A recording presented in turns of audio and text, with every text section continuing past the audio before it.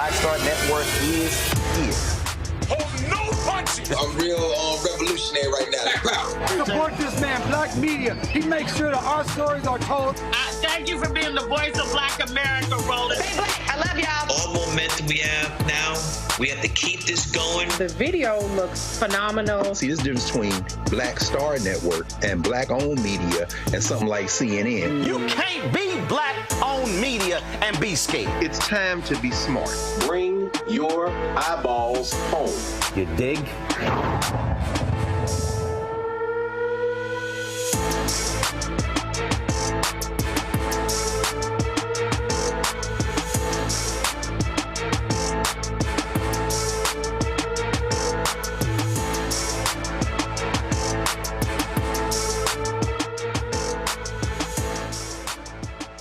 Today's Friday, May 17th, 2024. Coming up on Roland Martin Unfiltered, streaming live on the Black Star Network. A vicious video of Diddy beating his then girlfriend, Cassie Ventura, 2016, was released, obtained by CNN. It has led folks all across social media to condemn Sean Diddy Combs for this video. We'll talk about it and its impact on him as well as his legacy. Also, the family of Airman Roger Fortson laid him to rest today in Georgia. We'll show you what took place today at his funeral, which we live stream on the Black Star Network. Polls left and right showing Black folks going to vote for Donald Trump in significant numbers. We'll talk to Christopher Boozy about how folks need to calm down because you really can't trust a lot of these crazy polls. Also on today's show, this stuff getting heated last night. The House Oversight Committee, and boy, did my Congresswoman Jasmine Crockett smack Marjorie Taylor Greene. We're going to show you that video. It's time to bring the funk. I'm Roland Martin Unfiltered on the Black Star Network. Let's go. He's got it. Whatever the miss, he's on it. Whatever it is, he's got the scoop, the fact, the find. And when it breaks, he's right on time and it's rolling. Best believe he's knowing. Putting it down from sports to news to politics. With entertainment just for kicks, he's rolling. It's on go, roll, y'all. It's Roland Martin, yeah. Rolling with Roland now. He's funk, he's fresh, he's real, the best, you know he's Roland Martin now.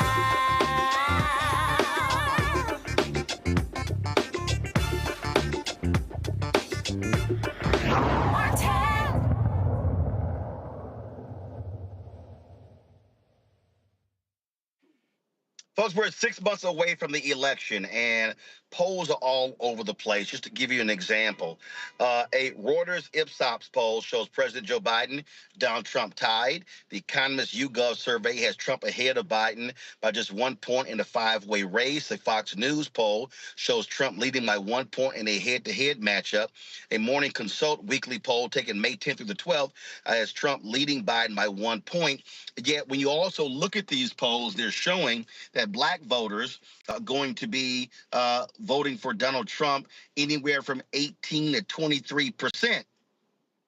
But you do notice that in the last 2 months, let me repeat, 5 polls that are Black specific have been released in mainstream media, has not covered any of them. Christopher Boozy, he is, of course, the CEO of Bot Sentinel, founder and CEO of Bot Sentinel, also the app Spottable. He joins us now from New Jersey. Christopher, glad to have you on the show. You often are tweeting and trying to get people to understand why they can't believe the validity of a lot of these polls. We just saw that in Maryland this week. The last several weeks, polls were showing Congressman David Trone leading anywhere from 2 to 5 points against Angela Alsobrooks for the Democratic nomination for the United States Senate. Election happens, she beats him by 11 points. Just explain to people who don't understand polling why what we have today, this is not the polling of 10, 20 years ago. Well, absolutely. I mean, first thing, polling is a snapshot in time, right? And when we look at polling, you're just getting a small sliver of what's happening at that point in time. But polling is not what it was 10 years ago. The methodology that's being used today doesn't capture what's happening on the ground. I heard you say about these recent polls that have come out and talk about black votes voting 20% or more for Donald Trump.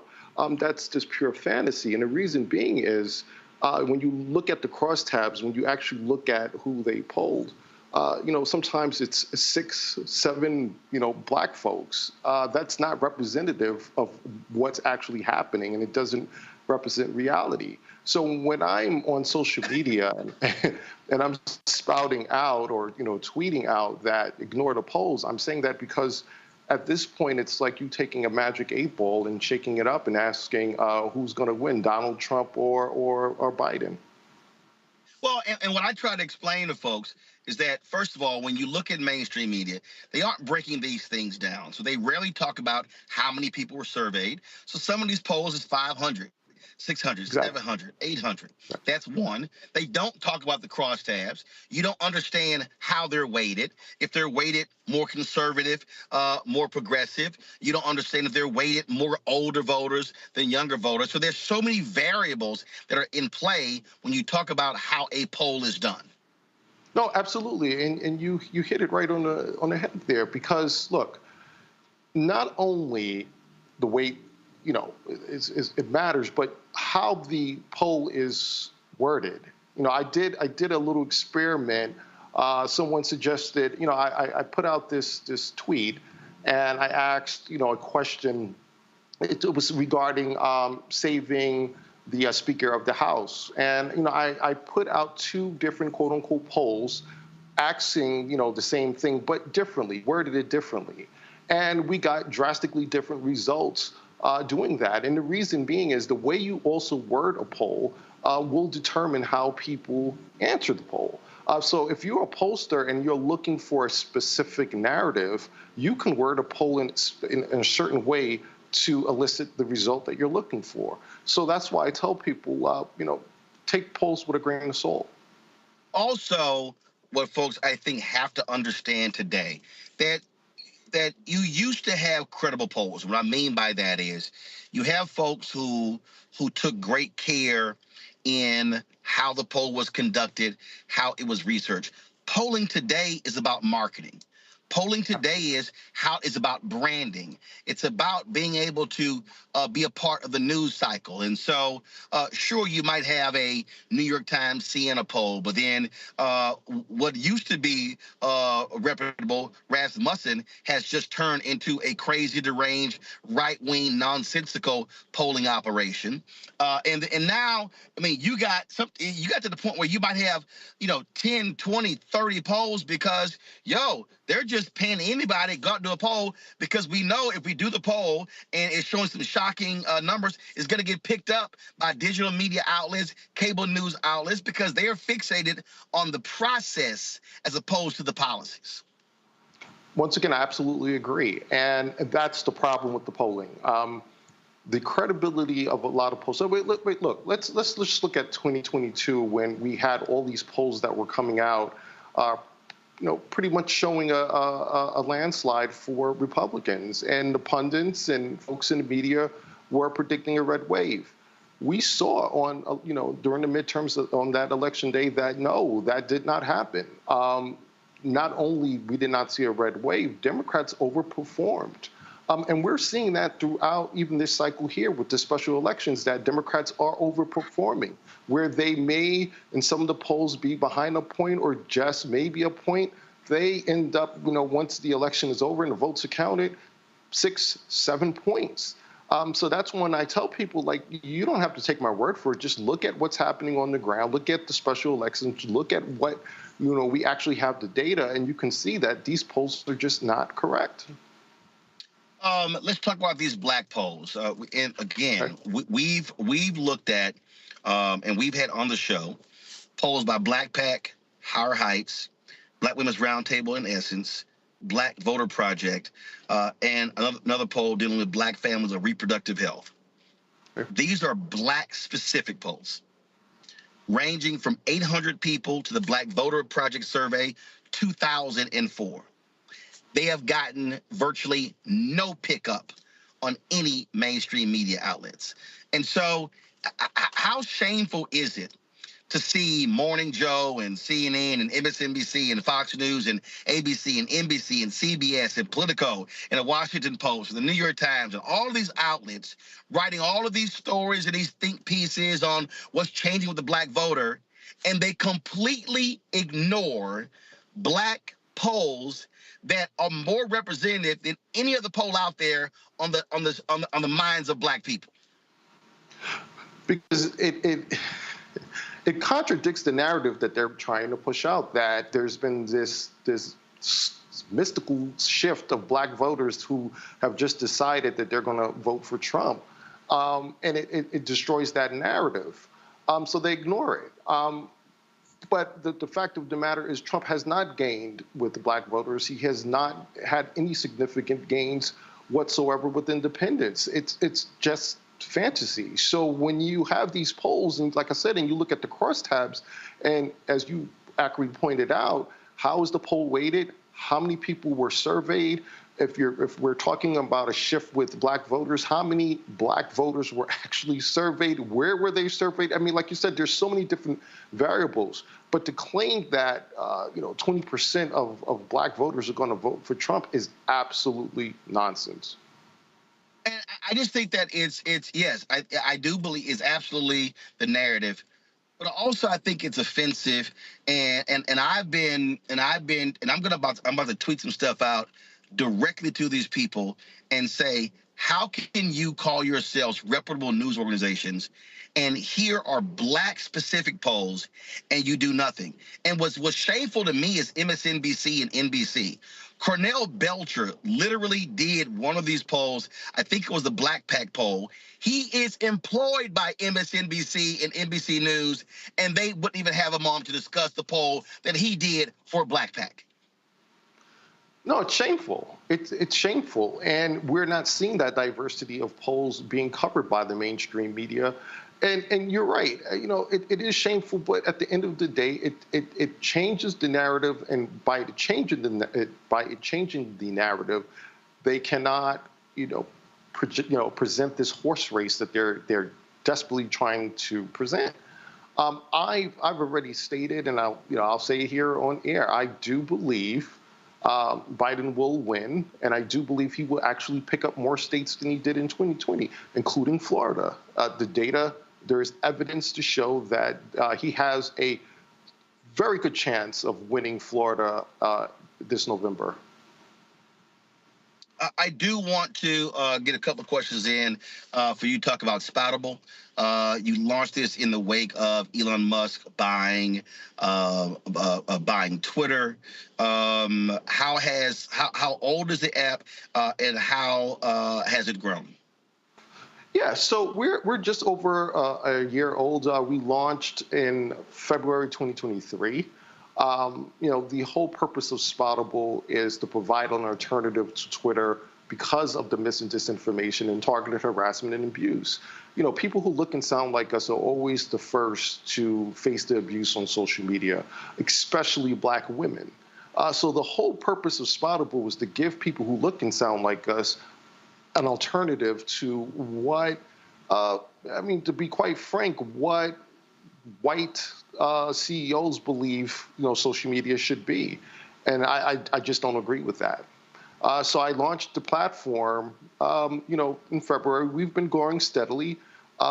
But we do believe, in terms of tech-wise, that we are a better alternative than Twitter. We just launched something called Accuracy Alerts that helps our users be able to identify mis and disinformation using AI and large language models, and that's been working wonderfully. And that works even with real-time information that's coming in terms of like breaking news. So we believe that we have a better alternative than what's currently out there right now. So for folks, how do they access it? Is there any cost?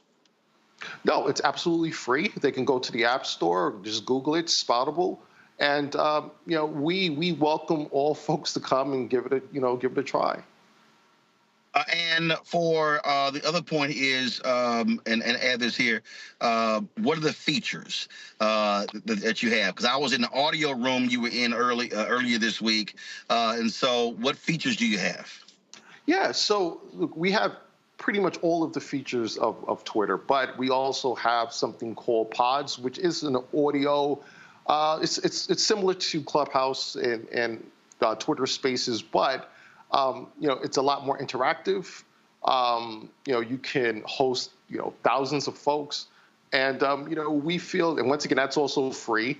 And we feel that folks who, once again, look and sound like us can come, use Pods, have these conversations, talk about different things. Every day, there's someone, her name is Nikki Barnes. She's also out of Florida. She hosts something called The Morning Commute, where there's Black and brown folks that come in and they have all these types of discussions, including, discussion about Representative Crockett earlier today. Well, cool. So, again, app is spoutable. Folks, y'all check it out. Christopher, we appreciate it. You always are trying to tell people calm the hell down when they go get buck wild crazy when it comes to these polls. And I'm always saying the same thing. It's a snapshot in time. Things can change over time. But I really want our people to also be calling out mainstream media when they are totally ignoring Black-specific polls and then want to have all these other conversations when white folks are polling very few of us. So we appreciate it. Thanks a lot. Absolutely. Thank you. Yes, and calm down. don't believe the hype. Thank you, Roland. Plus, nobody's ever won with a poll because you still got to get out and vote. Absolutely. All right. We appreciate it, Christopher. Thanks a lot. Thank you, Roland. Folks, got to go to break. We come back. We're going to talk about the explosive 8-year-old Diddy videotape that dropped today showing a savage beating of his former girlfriend, Cassie. We'll show that. We'll discuss it as well. Plus, we'll talk about the drama in the U.S. House as Jasmine Crockett, my Congresswoman, lit into Congresswoman Marjorie Taylor Greene, her crazy ass self, and that just led to all sorts of drama.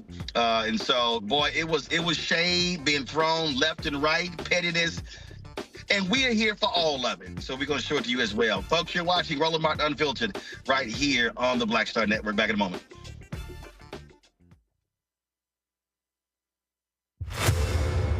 I wanted the people of Baltimore to hear it from me. I have done nothing wrong. But I see that what you are trying to do is destroy this Black woman for doing her job. I have heard your calls for no justice, no peace. However, your peace is sincerely needed as I work to deliver justice on behalf of Freddie Gray. Maryland was a force to be reckoned with.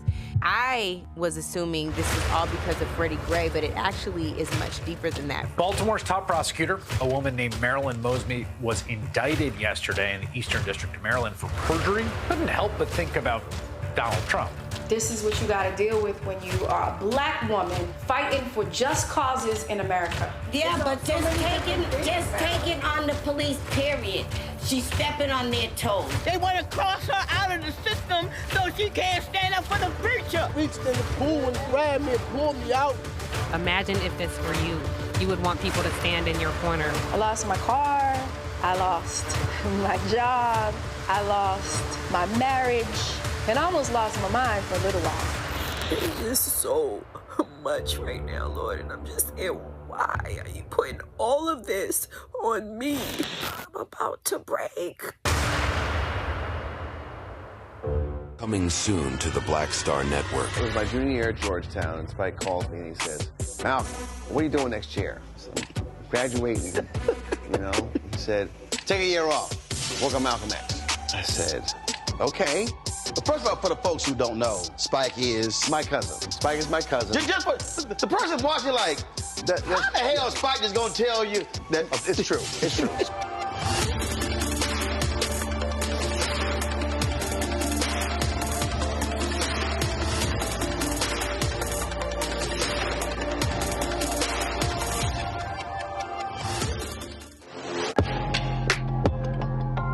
of y'all have been asking me about the pocket squares that we have available on our website. You see me rocking the Shibori pocket square right here. It's all about looking different. Now look, summertime is coming up. Y'all know, I keep trying to tell fellas, change your look, please. You can't wear athletic shoes every damn wear. So if you're putting on linen suits, if you're putting on some summer suits, have a whole different look. The reason I like this particular pocket square, the Shibori, is because it's sort of like a flower and looks pretty cool here versus the traditional boring silk pocket squares. But also I like being a little different as well. So this is why we have these custom-made feather pocket squares on the website as well.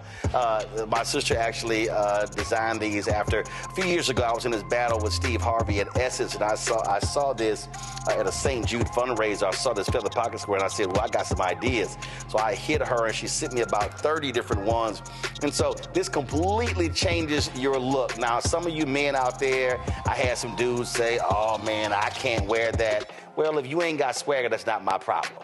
But if you're looking for something different to spruce up your look, fellas, ladies, if y'all looking to get your man a good gift, I've run into brothers all across the country with the feather pocket squares saying, see, check mine out. And so it's always good to see them. And so this is what you do. Go to RolandSMartin.com/pocket squares. You can order Shibori pocket squares or the custom-made pocket squares. Now, for the Shiboris, we're out of a lot of the different colors, and I think we're down to about 200 or 300. So you want to get your order in as soon as you can, because here's what happened. I got these several years ago, and the Japanese company signed a deal with another company, and I bought them before they signed that deal, and so I can't get access to any more from the company in Japan that makes them. And so get yours now. So come summertime, when I see y'all at Essence, y'all could be looking fly with the Shibori pocket square or the custom-made pocket square. Again, RolandSMartin.com/pocket squares. Go there now.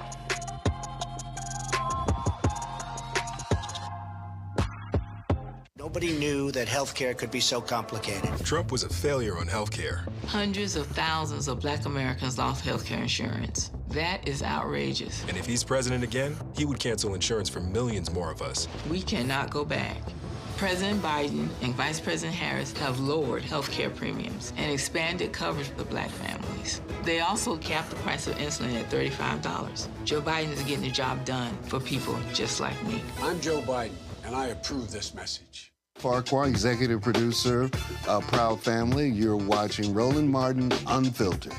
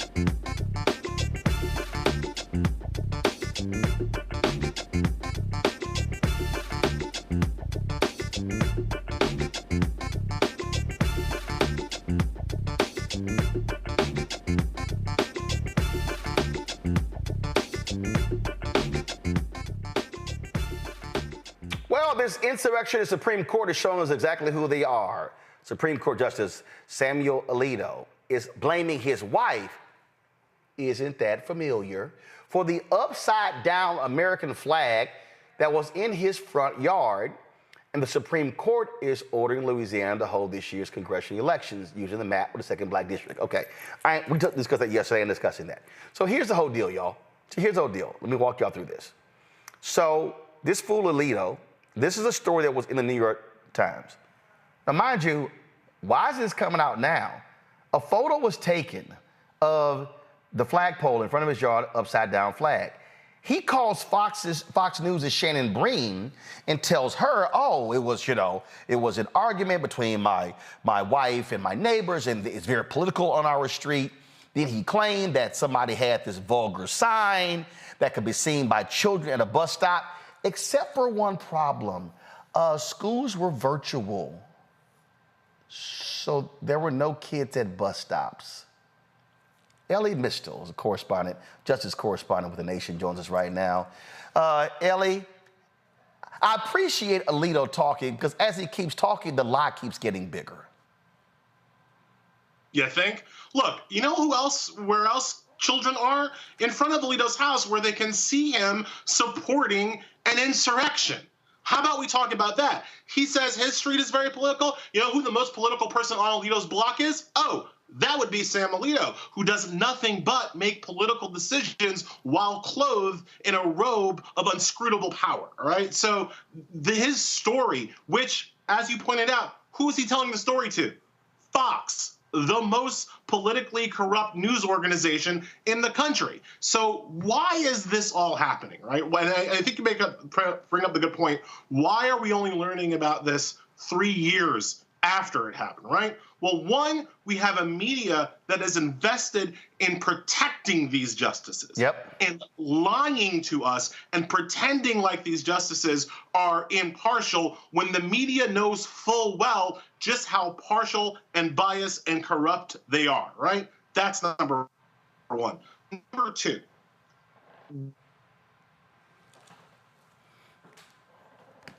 Looks like Ellie's signal froze. Hold on, Ellie. Ellie, hold on one second. Your signal froze just as you said number two. So go ahead now. Go ahead and start. All right. So number two, why is this happening right now?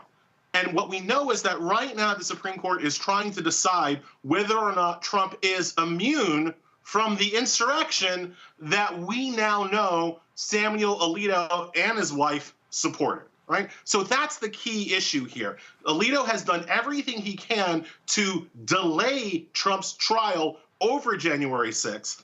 And in a couple of weeks, Alito might well be one of the justices, along with somebody else and somebody else's wife, who rules that Trump is immune from prosecution for the very coup that these two justices apparently support.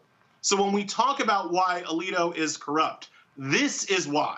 Because if you actually think the insurrection was a good idea, you have no business being on a court that decides whether or not the lead insurrectionist is punished for his crime. And look, these tweets from Shannon Bream were hilarious. Now, keep in mind, the last time Alito wanted to respond in the media, he wrote an op-ed in the Wall Street Journal, very conservative editorial page, so we know what that's all about. So she's posted, I spoke directly with Justice Alito about the flag story in the New York Times. In addition to what's in the story, he told me a neighbor on their street had a F Trump sign that was within 50 feet of where children await the school bus in January 21st. Mrs. Alito brought this up with the neighbor. According to Justice Alito, things escalated and the neighbor put up a sign personally addressing Mrs. Alito and blaming her for the January 6th attacks. Justice Alito says he and his wife were walking in the neighborhood and there were words between Mrs. Alito and a male at the home with the sign. Alito says the man engaged in vulgar language, including the C word. Following the exchange, Mrs. Alito was distraught and hung the flag upside down, quote, for a short time. Justice Alito says some neighbors on his street, quote, are very political and acknowledges it was a very heated time in January 2021. Now, she wrote, adding some reaction, first from Senate Judiciary Committee Chair Dick Durbin. Justice Alito should recuse himself immediately from cases related to the 2020 election and the January 6th insurrection, including the question of the former president's immunity in U.S. versus Donald Trump, which the Supreme Court is currently considering. Hakeem Jeffries. Samuel Alito should apologize immediately for disrespecting the American flag and sympathizing with right-wing violent insurrectionists. He must recuse himself from cases involving the 2020 election and former President Donald Trump. Now, the people behind Stop the Steal, the Michael Flynn's of the world, that's what they've also been doing. Their sign is an upside-down American flag. Now, how many of us can remember the Robert Redford movie? What was it called? The Castle? And in The Castle, he plays a general who is in a military prison, and there's this battle going on. Everybody knows what an upside-down American flag means. And so that is a strong voice of dissent. How in the hell are you pissed with a neighbor and you put your American flag upside down? That is supposed to represent the nation, not, oh, I'm pissed off with my neighbor. That's a much larger statement, and that's what the movie The Last Castle was about. So we know what this is all about. Alito's not fooling anybody. You notice he's not disavowing that he knows what the flag means and what he was trying to do. Right? Boom. Look, if a Black Lives Matter protester, right, put their flag upside down, that's our thing, that our Black Power thing was to put the flag for desecrating and violating the American flag, right? So, like, that's the kind of person that we're dealing with here. But here's the other thing, Roland, and I think it's funny to point out here how Alito is not even denying that he did the thing that everybody saw him do, right? He's just saying that we shouldn't care about it. But he's not denying fundamentally supporting the insurrection, supporting Trump, and yet sitting in judgment over whether or not Trump should be brought to justice for his actions, right? Yeah, so the fundamental issue here, well, we can go back and forth about, like, was the wife doing it? Or did he, like, doesn't matter. Alito himself is not denying the underlying issues. He's just saying it was justified because people were mean to him on the street. Well, Roland, you are in black media. I am in black media. What Alito is talking about with people coming into his face in public, that sounds like Tuesday to me, right? That sounds like every day I go, like, west of the Hudson River, being a black man in the media, right? Like, we get comments directed at us all the time. And I'm real sorry if Sammy Boy and his wife had to take 2 seconds of what it's like for most black people out here who dare to be loud and vocal and righteous in public. But Alito has decided to make himself a voice for the conservative movement. Yep. And so, you know what? You are going to get some pushback. You are going to get some pushback from your neighbors who, you know, Alito didn't mention about whether or not the couple who put up the F Trump sign, whether or not they perhaps liked to have abortion rights, right? Didn't mention if that couple perhaps was in favor of affirmative action, right? Didn't mention any of that. Only all he was, oh, they were mean to Trump. Well, yeah, it's about time that people were mean to Trump, and it's about time people were mean to the people who enable Trump, and that is Sam Alito. And let me also say this here. You are one of 9 appointed individuals who hold supreme and extreme power. 9 lifetime appointments. Now, I get husbands and wives. I get, you know what, your wife has rights and things along those lines. But let me be perfectly clear. I'm not on the Supreme Court, Ellie. I'm not on the Supreme Court. But if my wife did something that I knew if the public saw and what the blowback will be on me, I would tell her, take that damn flag down. See, I mean, because again, now I know somebody's saying, ooh, you gonna tell your wife that? Yes. I would say to my wife, hey, you ain't the one on television. I am. I'm the one who's out here. So that is not gonna happen because I know what that means. You are a Supreme Court Justice of the United States. An upside down flag is called a distress signal. That is the flag that sailors use when their ship is sinking as a way to signal someone else, help, we are in serious distress.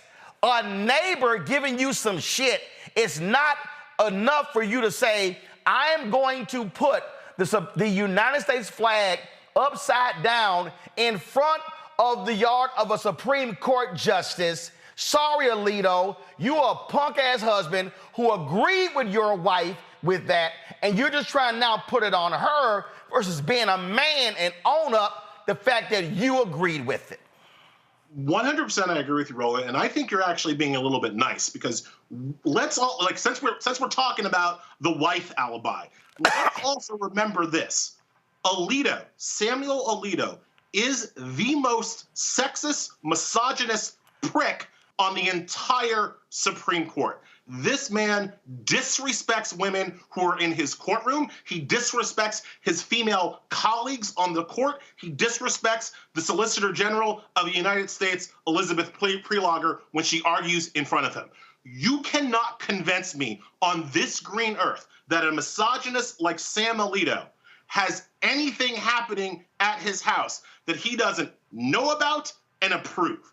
There's just no way. There is no way in hell that Sam Alito's wife is out here doing some stuff and Sam Alito, misogynist that he is, just doesn't know about. Like he's watching football and can't be bothered to know what flag is up outside his house. Nah, that ain't how it works with guys like that. With guys like that, they control everything in their castle, as they would like to talk about it. So I 100% believe that Alito, if he didn't do it himself, I know he's blaming his wife from doing it.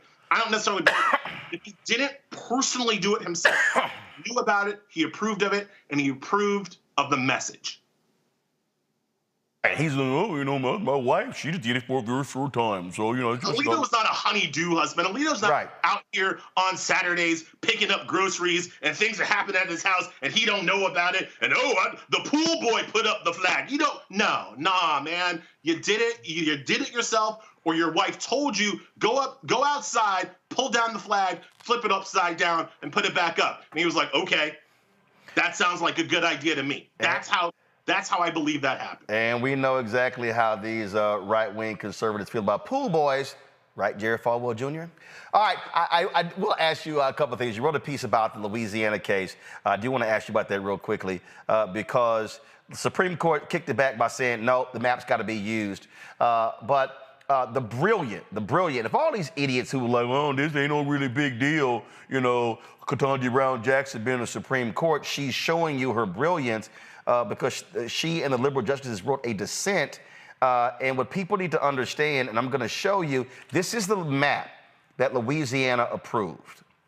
12 white folks, 12 non-African Americans, sued complaining about this map. The rationale actually made sense because this is actually the map that folks wanted, which actually makes sense. This is the type of gerrymandered map Republicans often use. And so the people criticize this map because it snakes through all of these counties. Well, the black folks actually wanted this map because they said this actually makes a lot more sense because of how the counties are connected. And so what Ketanji Brown Jackson said in her dissent was to the Supreme Court, stop saying there's not enough time for them to redraw the map. There is time. Let me take people back to 2022. The courts ruled that the congressional map was unconstitutional in early 2022. Louisiana's primary is not until August. But the Supreme Court, using this was it Purcell, whatever the hell, they say, oh, no, freeze it in place. So in 2022, an unconstitutional map was allowed to go forward, which helped the Republicans get control of the House. Well, we go into 2023. Delay.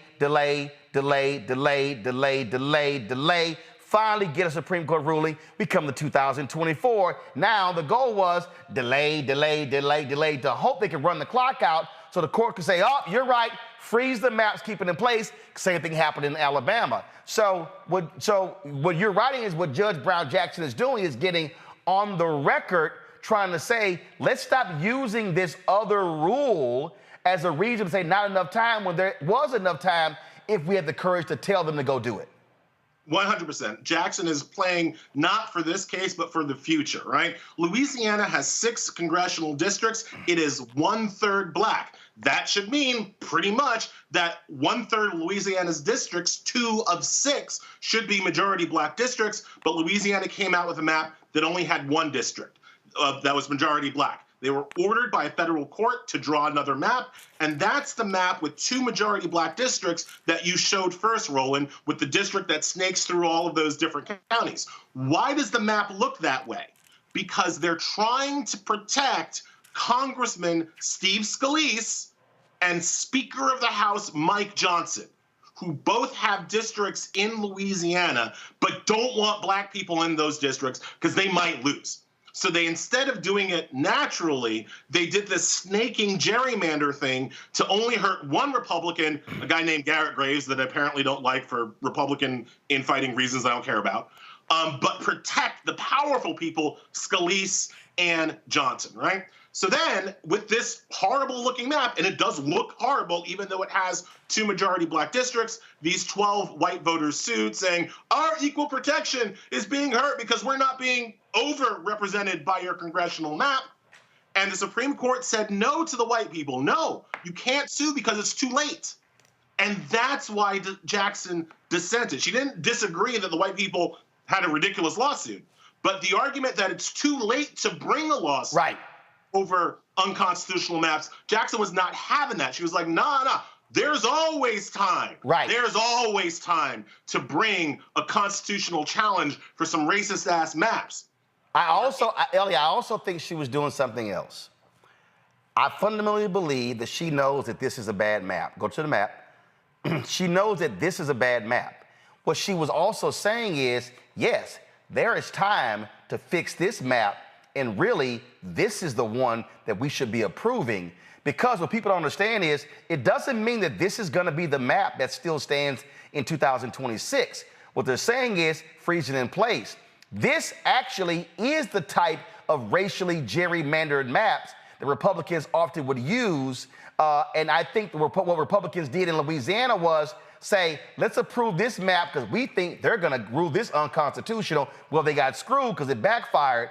I think because the plaintiffs, they actually prefer this one because this is what they normally try to do to black folks. And so it's gonna be interesting to see after the 24 election what the Supreme Court then decides in this case, because the 26th map, this could be the one in 26. So she had a second purpose, I think, in that dissent as well.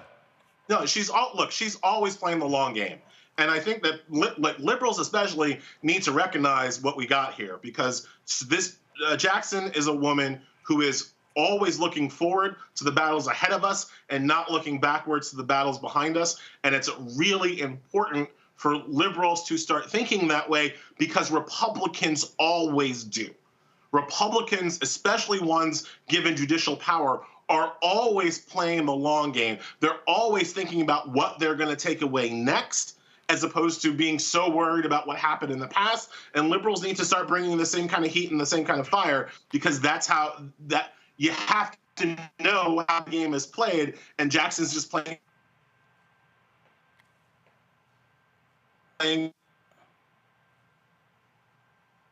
All right, so Ellie, we appreciate it. Thanks for breaking it all down for us, and have a good weekend. Thank you so much. You have a nice one. All right, folks, we got back. The panel is chomping at the bit to get involved, and so I'm going to go right to them when we come back on Roland Martin Unfiltered on the Black Star Network.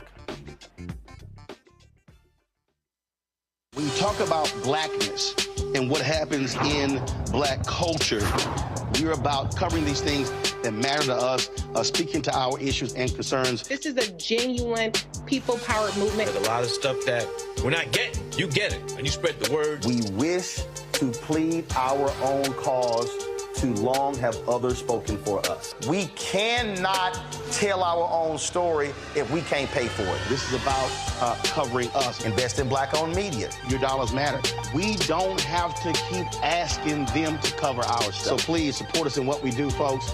We want to hit 2,000 people, $50 this month, raise $100,000. We're behind 100,000, so we want to hit that. Y'all money makes this possible.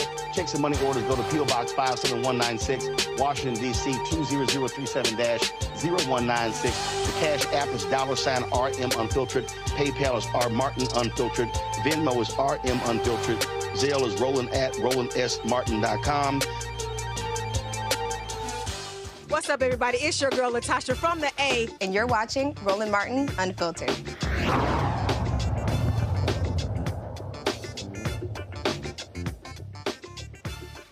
All right, fam, it is time to bring the funk with our Friday panel. Let's get it going.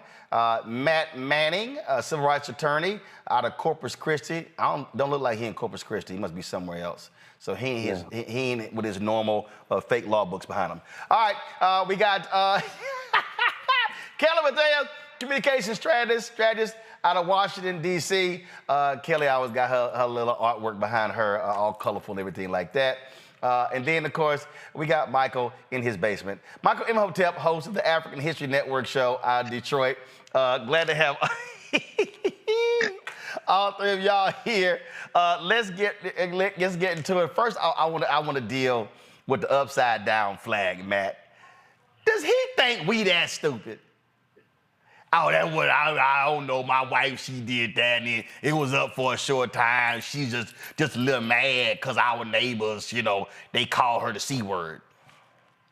Yeah, he's not good at lying. I mean, low-key, he just needs to not ever try to do that again because we don't believe him at all. And the thing that's very strange to me about this is most of the time judges have a canon of conduct where they can't even speak publicly. So what's interesting about this case in particular is that the Supreme Court, because we know they don't have, ethics rules, they haven't had ethics rules, and that's been one of the issues that's been kind of in the recent news. But it's strange to me that a judge in general would speak on anything like this. Normally, judges do everything they can to make no public statements. And I know the Supreme Court is a little different because of their visibility, but it just seems to me like what you would do is run this through a PR person or manicure it as much as possible to make it as believable as possible. But running down with a Fox News reporter what actually happened and then trying to pawn it off on your wife when really it's just reactionary. You had beef with your neighbor and you wanted to make a statement, and a statement that you knew, because you're no idiot, that you knew meant that you were supporting an insurrection. This flag being upside down is a symbol that's known in this instance to be indicative of support for the insurrection. So, I mean, you're straight up lying. You're not doing it well. And I don't understand why you would do anything like that. Have words with your neighbor, go back in your house and keep it pushing. You're a Supreme Court justice. But the problem is when you have impunity and when you have a conservative media that is fomenting this kind of action, you have no real accountability. There's no loss. Say what you want to say. And that's what we're seeing here.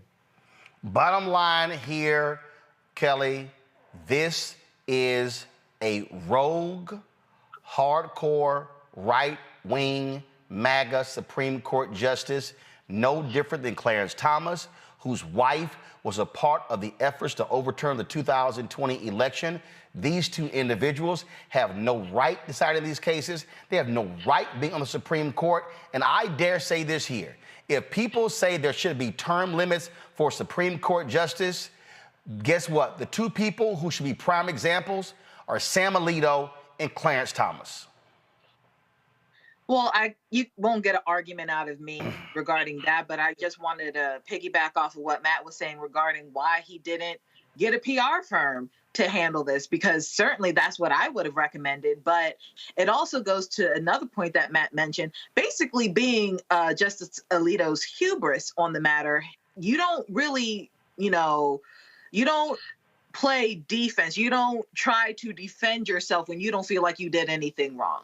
And clearly in this case, Alito doesn't think he did anything wrong. I would think that he's lying even about the whole wife situation. The fact that he is putting his wife under the bus is also in and of itself very misogynistic. So that would call into question the legitimacy of even that claim, right? But nevertheless, he doesn't think that he is wrong,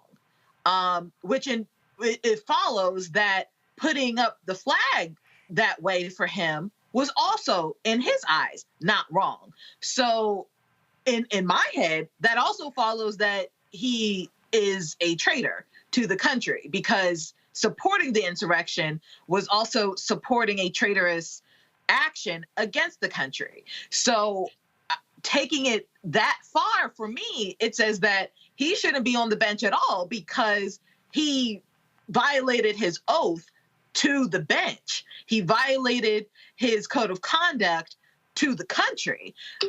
That's where my mind is going with this. It's not just, throwing his wife under the bus. Oh, he might support an insurrectionist. No, you're committing treason, because the insurrection was an act of treason. If you're supporting that, it follows that you too are a traitor. And the fact that he's a justice and a traitor they should be mutually exclusive. They should not be in the same sentence as though they go together. What's clear here, Michael, is that Democrats in the United States Senate should haul his ass before a Senate hearing. They should have done this with Clarence Thomas. They need to stop playing footsie. These two individuals should be forced to testify. This is no longer the day where, the Supreme Court, they're exalted, that, we have norms. Hell no. They are flouting and abusing the norms. They must be held accountable, because right now they're accountable to nobody. They govern themselves. They determine their own ethics policies. They've got no rules, no regulations. And clearly Supreme Court Justice John Roberts, he ain't doing his damn job as the Chief Justice. Yeah, I agree, Roland. They determine their own ethics rules and then really don't have any enforcement mechanism to punish them when they violate those ethics rules also. We know Senator Dick Durbin today has said that Alito should recuse himself of the two cases coming before the Supreme Court dealing with Trump. And January 6th.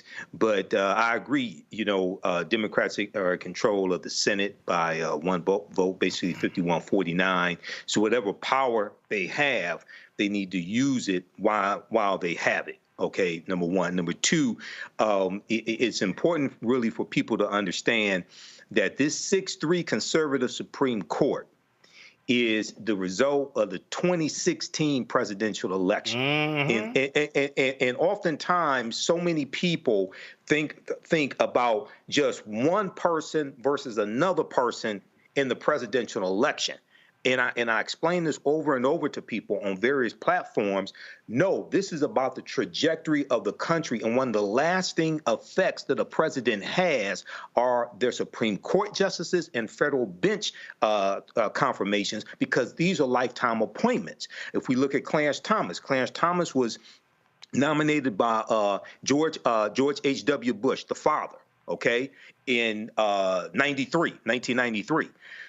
Bush is dead. The father, Clarence Thomas, is still on the bench ruling on cases 30 years later, okay? And unfortunately, for many people, especially a lot of younger people, Gen Z, Gen Y, and whatever the hell else they're called today, they only look at the president, but they don't look at everything else around the president and lasting effects. So this is why we need Civics 101.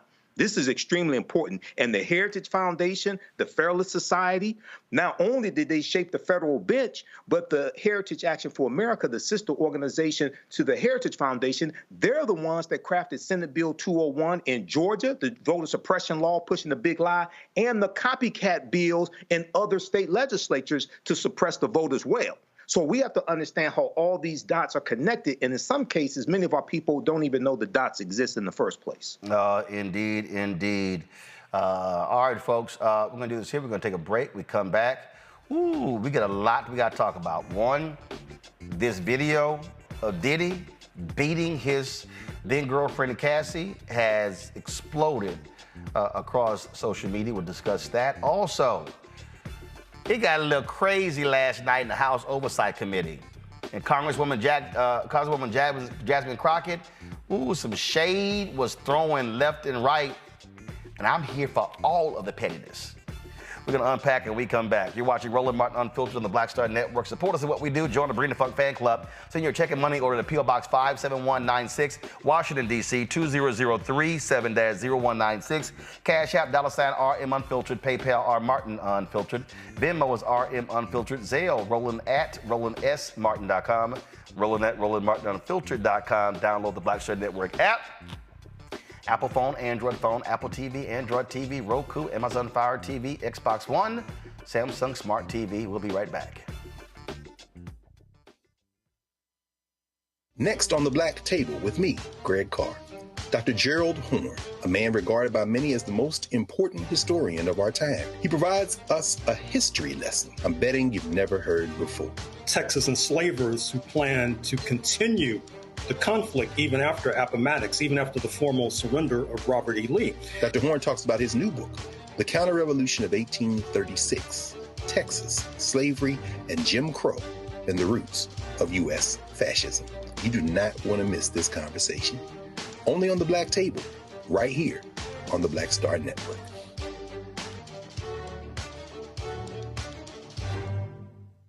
Fanbase is pioneering a new era of social media for the creator economy.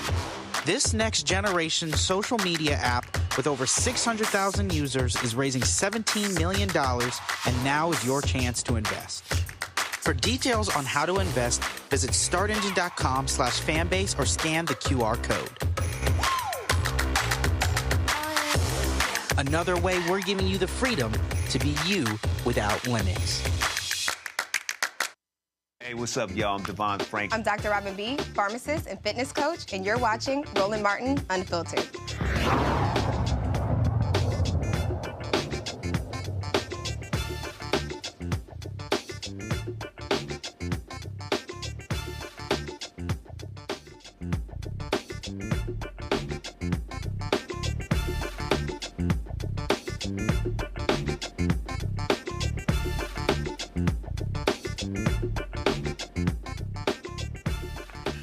About 1 p.m. Eastern today, social media exploded after CNN dropped this. They obtained a, when I show it, don't say it yet. They obtained a 2016 surveillance video from a hotel in California that shows Diddy assaulting his then girlfriend, Cassie Ventura, during an altercation that matches allegations in a now settled federal lawsuit she filed in November. The silent video we're about to show you is extremely difficult to watch.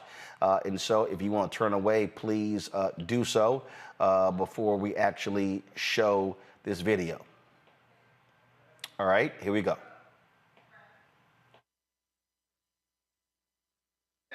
Guys, as you see in this video, start the video over, please. Start the video over. So we're gonna go from the top. Now, go to the video. Here you see Cassie coming down this hallway with a bag. You see Diddy wrapped in a towel, chasing down the street. It switches right here. All of a sudden, he comes up to her, grabs her by the hoodie, throws her on the ground, then kicks her. He picks up her couple of items. Then he's going to stomp on her. Then you see him right here pick her up by the hoodie and is dragging her down the hallway. That is so that is the extent of the particular video. We do not know how CNN obtained this video. Don't know it came from the hotel. Don't know if this was a video that was uncovered when they raided Diddy's homes in Miami and Los Angeles. But according to CNN, the footage is compiled from multiple camera angles and is dated March 5th, 2016. As I said, it shows Cassie leaving a hotel room and walking to the elevators before Diddy runs after her and begins to hit and beat her. Cassie's attorney, Douglas Wigdor, released the following statement. He said, quote, "The gut-wrenching video has only further confirmed the disturbing and predatory behavior of Mr. Combs.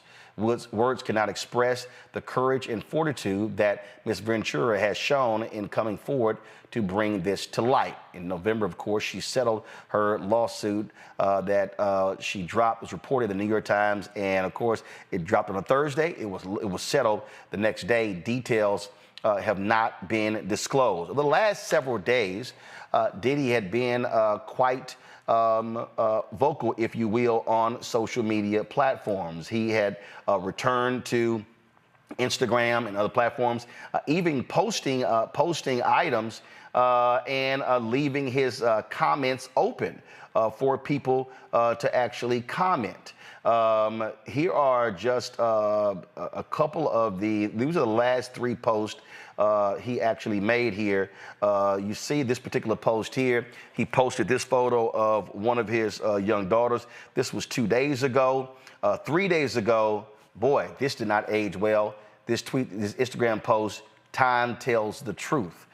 Then, of course, he posted this photo here of him and his children, of course, out by a lake. And then he had posted Mother's Day tributes to the mothers of his children. And then this was the second one. And, of course, he made a tribute to his longtime girlfriend and the mother of previous kids, Kim Porter. Let's go to our panel. Matt, the statute of limitations on the assault has run out. But the reality is, even though that's run out, we saw Diddy and his attorneys release a statement denying the allegations when the lawsuit was dropped. Can't deny this video. This in 2 ways. So the first thing I want to say is the much more important story here is about Cassie and not about Diddy. And I want to say, having worked with survivors for most of my career, this is not an easy thing to do. She should be commended, as is any survivor who comes forward and any survivor who survives, even if at some point they don't come forward or if they come forward many years later. So first, I want to give full voice to her and show support, because it's so important that people recognize that these are real people's lives, celebrities notwithstanding, and what she did is courageous. Now, normally I come on the show and talk about, allegations and the whole deal. This is not that. This is the opposite situation. This is the situation where a person has been hurt, harmed, and they've said what happened, and we've got that documentary proof.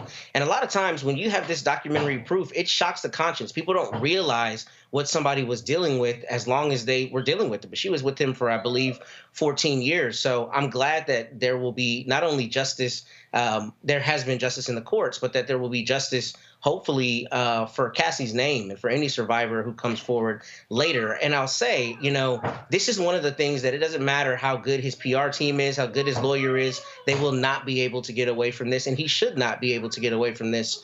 And I'm hoping that people who are fans of his music, do not allow this to be swept under the rug, because he absolutely should be held to task as long as we can remember this, and we should remember this as long as he's in the public eye. Absolutely. Look, I mean, but bottom line is what you're dealing with is here just unbelievable, if you will. And she made the allegations. A lot of people was like, well, I'm not sure. Hey, they're just allegations. You got video here, Kelly. That's a whole different conversation. It is a whole different conversation, but the fact of the matter is, when it comes to women making allegations such as this, it is still disheartening to me that it is by default that we are not believed, specifically when it comes to Black women and women of color, are not believed when we come forward with allegations as heinous as what we saw in that video. It should have been clear that there was at least some truth to it when, one, the details in the lawsuit that Cassie brought, they were incredibly detailed. So the reaction that I've seen today regarding this matter, regarding the video, how people are shocked about it, when, if I recall correctly, there is actually one line item in the lawsuit describing this very incident in almost play-for-play detail, shows me that people weren't necessarily paying attention, and frankly, probably didn't even care. But also just how heinous this was. There's a ongoing social media trend right now regarding man versus bear, talking about how women, if they were stuck in the woods, would they rather be stuck in the woods with the bear or with a man? And most women choose the bear. When you see videos like this, when you hear allegations like this is why women choose the bear, because the bear will attack you if they are threatened. Most of the time, they don't attack at all. They try to evade the situation. But when it comes to men and the innate threat that men have towards women, against women, this instance is why you see the social media trend of man versus bear, and a majority of women choosing the bear, because a bear wouldn't do this to a woman unprovoked. But clearly Diddy could and did.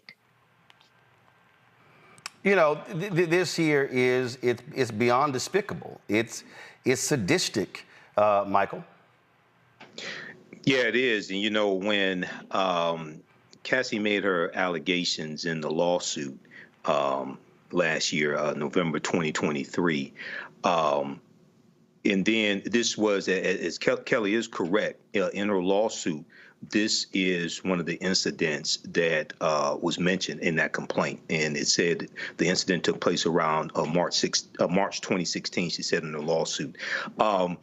When Diddy settled this lawsuit, like within 24 hours, okay, that told me something right there. All right, so there's something like really here. Okay, she's really telling the truth. I don't know. I didn't know how deep this rabbit hole went, but now that we see this video here, and then according to the article from CNN, it talks about how the complaint from November 2023 that Cassie filed alleges Sean Diddy Combs paid the Intercontinental Century City, the hotel, $50,000 for the hallway security footage of the incident. So one of the questions I have is, okay, how did CNN get this? Why is this coming out now? I'm glad it's coming out now, but you know, Cassie was right so far from what we're seeing. She was correct. And what's the other shoe that's going to drop as well? And keep in mind, there were other women who filed lawsuits against Diddy as well. We have to look at each one individually, but what's the other shoe that's going to drop? Absolutely. And look, there's been no reaction from Diddy. There's been no reaction from Diddy's attorney since this videotape dropped. And so we certainly will see what happens next. But social media has been talking about it a lot. And this is one of those. This is one of those videos. It's very difficult for you to come back from. Sure, you can talk about Chris Brown and Rihanna. What you saw there, those were photos that were released. Chris Brown paid a hefty price. Yes, he still performs. Yes, he still. But listen, he took a significant hit in terms of his career as a result of this here. This is a lot different. I think back here, Matt, to the Ray Rice tape. When that elevator tape came out of Ray Rice punching his then girlfriend, who later became his wife, he never played another down in the NFL. Last year, I think the Ravens had him back to kick off a playoff game, but I do not see Diddy being on a major stage again. American Music Awards, Grammys, any of these awards. Granted, you've had other entertainers that have had issues, that have been arrested for all sorts of different reasons. This to me, with the number of allegations that have been made, and of course there are other lawsuits that have come out. You're talking about somebody who's facing a lot of legal headwinds. Yeah, and for them to be making any statements when the feds are raiding your house, I don't understand why he's on social media. I get the idea that people want to give the impression they're not worried about charges, but when the feds come into your house, it's because the feds have something to come into your house for. The percentage of cases where they don't go forward and succeed is extremely small. But beyond that, to your point, he shouldn't be on a stage anywhere. And I think what's important about these cases, domestic violence in particular, is I think very often when we talk about it in the public, we talk about it in enshrouded in mystery. You don't know exactly what happened. You know allegations. You know there may be phenomena in relationships, the little bit of it you see that may allow you to deduce maybe there's some, environment going on at home, but you don't ever really know. But when you see a video like this, it disabuses you of any questions because you see the abuse clearly stated. You see him pursuing her down the hall. You see him assaulting her. You see him continuing to assault her. And that's something you cannot PR your way out of, and you should not be able to PR your way out of. So hopefully Diddy's career is over with this. And I say that, emphatically, because if you're treating somebody like this, you absolutely deserve everything that is coming to you in the legal system.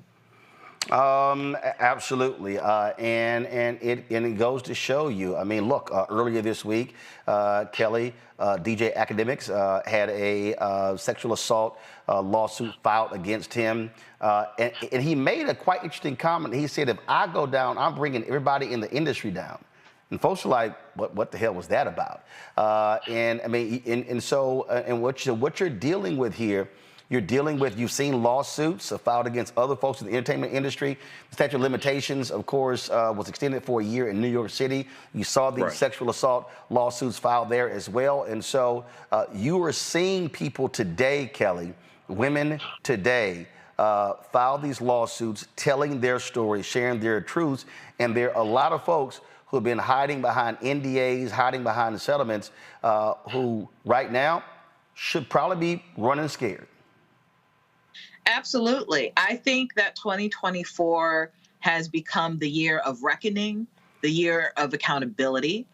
And I'm here for it because it's not like people didn't know about Diddy, right? It's not like people didn't know about R. Kelly. It's not like people don't know about these celebrities and figureheads who are in this life, in these industries, who have been doing heinous things from the inception of their careers. And it's because of fear and job security and capitalism and pick a reason that these people have not been held accountable, that these victims have been scared for so long, that there has been padding by way of NDAs and statute of limitations runs and the like, that things have not been falling into place as they should, meaning people haven't been held accountable as they should, meaning that the reckoning has not happened as it should. And as far as DJ Academics is concerned, I'm not his biggest fan. However, if more things come out by way of him opening his mouth, and those things that come out of his mouth are proven to be true, let it happen, because there needs to be a cleansing of morals of the gunk that is in these industries that are having people running scared and not living up to their fullest potentials because you have basically gutter snipe at the highest pedestals within these respective industries. Michael.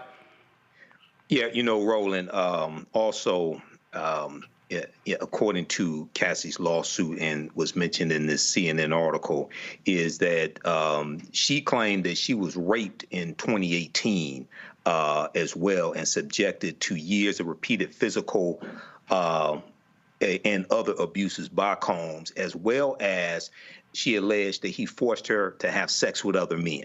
Okay, now we don't know what else is going to come out. That first of all, that's despicable. Okay, 1, 2. He was 37 and she was 19 when they first met. Also, okay, and when you see an age discrepancy, she's 1 year out of high school, and you're a grown ass man. There's something wrong right there. Okay. And then when you look at R. Kelly, right? The documentary Surviving R. Kelly, they talked about how R. Kelly liked younger girls. And, you know, sometimes people make fun of that. He likes, you know, a guy likes young girls, things like this. When you like women like 18, or you like girls 17, 16, something like, that's not funny. Okay? That's not funny. And people like that better hope they never go to prison, because they're going to get an ass whooping in prison. That's what's going to happen to them. All right? And if a video like this came out of R. Kelly physically abusing somebody, I know you have the video of him engaging in sex acts, okay? But that was like underground, okay? That was child pornography. That wasn't shown on, we didn't have social media developed to this level back then, and that wasn't shown on MSNBC, things like that. If a video of R. Kelly physically abusing a woman like that came out and he could be identified, he would have gone down a long time ago also. All right. Folks, hold tight 1 second. When we come back, we're going to talk about, the drama in the House. It got a little wild last night in the House Oversight Committee, and I'm here for all of the pettiness from my Congresswoman, Jasmine Crockett. You're watching Roland Martin Unfiltered on the Black Star Network. First, President Barack Obama's road to the White House. We got about 500 copies of the book available. And so this actually is all of the coverage of the 2008 election. But the other thing is this here. I talked to folks like Malik Yoba, Hill Harper, Erica Alexander, Kevin Lau, Spike Lee, Tatiana Ali. There's a lot of behind-the-scenes stuff in here as well, where I talked about some of the stuff that went down at CNN. Also, when you go through here, a lot of the photos that you see in here, photos that I actually shot, photos that were my time at CNN. And so what I decided to do, because one, I published the book and I own it myself, is that so I said, you know what, I'm going to slash the price to $10. I'm not reprinting the book. So once we are sold out of these 500, that's it. They're gone. So you can go to RolandSMartin.com/the-first to get a copy of this book. Everybody who orders this book through the website, not on Amazon, only through RolandSMartin.com, I will personally autograph and mail you a copy of this book. It's all of the covers, the actual interviews that I did with him. And just to show you, of course, when it came out, there's actually even in here the interviews that I did with him and Michelle Obama, which won TV One Cable Network's his first 2 NAACP Image Awards. And so all of that for $10, go to RolandSMartin.com, the first, and order your copy today. Hey, it's John Murray, the executive producer of the new Sherry Shepherd Talk Show. And you're watching Roland Martin Unfiltered.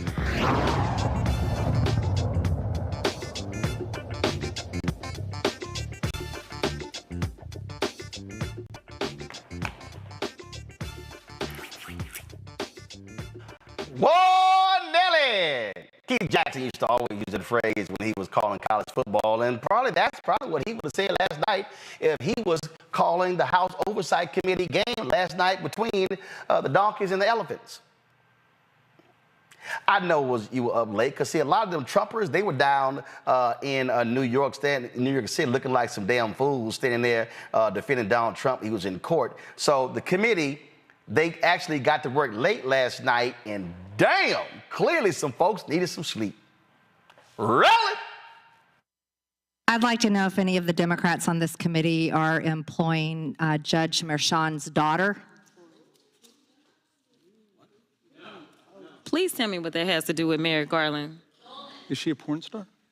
Oh, Goldman. That's right. He's advising. Okay.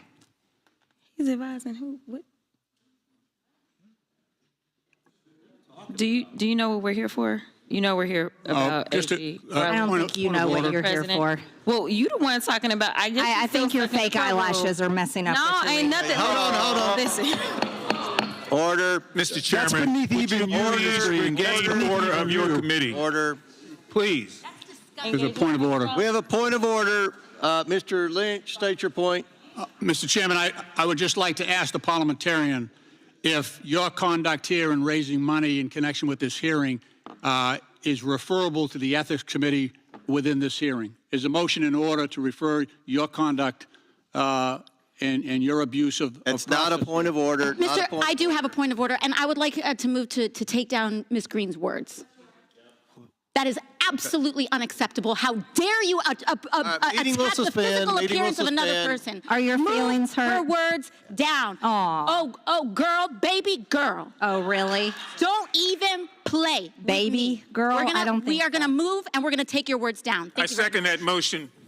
So who will have to pay? Okay. All right. We're suspending.